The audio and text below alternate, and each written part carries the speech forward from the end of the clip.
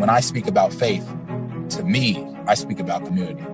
I bring my whole body, my whole being, my spirit, my soul, my likes to my classroom. We've learned that trauma really impacts people, no matter what zip code you're from.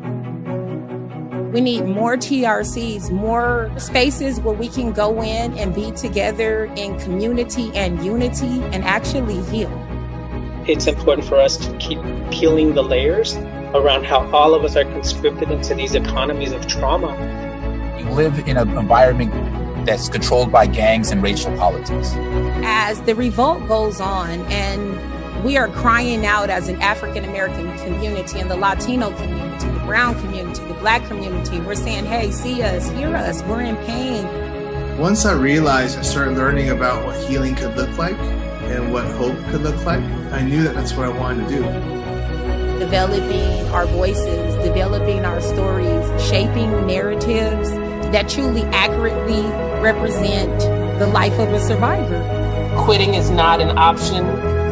The more you work on yourself, the more you can heal other people and the community. Healing, something that was never a topic in our home, something that we really needed. And hopefully create sustainable change that will carry on into next generations, because we have to make the change now. There's no other time than a time such as this. This is the time for transformational change. Recovery is not linear. But the work that we do today, we have to have faith in our tree of labor, that it will yield fruit. Through conversations, through trainings, I think it's helping us change the narrative.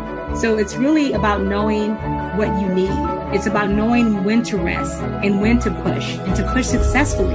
That's the perfect dance. I chose not to reproduce the conditions of my people's oppression by conceding the electoral process, by conceding the political policy-making process to people that profit off of everyone else's trauma. Vote, get out there and vote. This time right now has lifted all that's wrong for people who are marginalized, people of color. When it comes to voting, we have to play the game. That's the game. If you're not voting, then you're not in the game at all. And for far too long, our communities, the Black and the brown community, we haven't been in the game. We have to get in the game. There is no way for us to impact any change without voting. And if someone is telling you not to vote, please tell them to shut up. Listen to Our Stories Matter at traumainformedla.org or wherever you get your podcast.